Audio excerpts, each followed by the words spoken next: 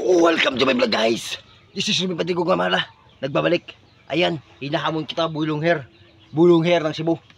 Sino yan sa Cebu yan? O sa Davao? Bulong hair. Hinahamon kita. Hinahamon kita.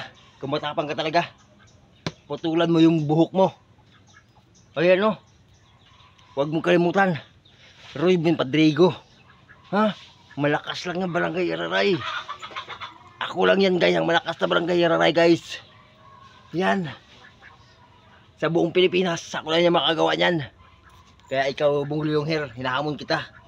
Kung malakas ka talaga, panoorin mo ang video natin guys. Bulong Hair, manood ka.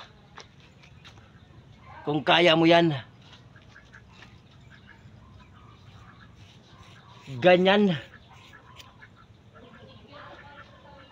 Bulong Hair, nakikita mo yan? Ruben Padrigo, hindi mo kaya. Mahinang nilalang ka kasi. Bulong Hair ng Cebu.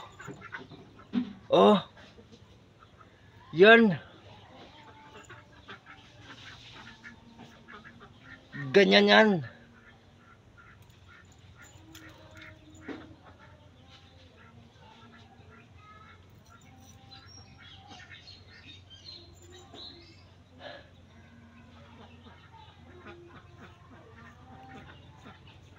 Yan. Panoorin mo Bulong Hair. Kung matapang ka talaga,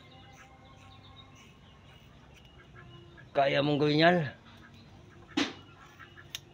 Kaya mong gawin yan sa buhok mo. Bulong Hair ng Cebu. O saan ka mang sulok, basta ikaw si Bulong Hair. Hinahamon kita. Ayan o. Nakikita mo yan? Malakas na nila lang yan. Oh, anong masasabi mo? Ha? Kaya ikaw, kung sino man nakapanood ng video na to, i-share mo ang video na to guys. Ipaabot mo kay Bulong Hair. Si Bulong Hair, mahinang nila lang yan.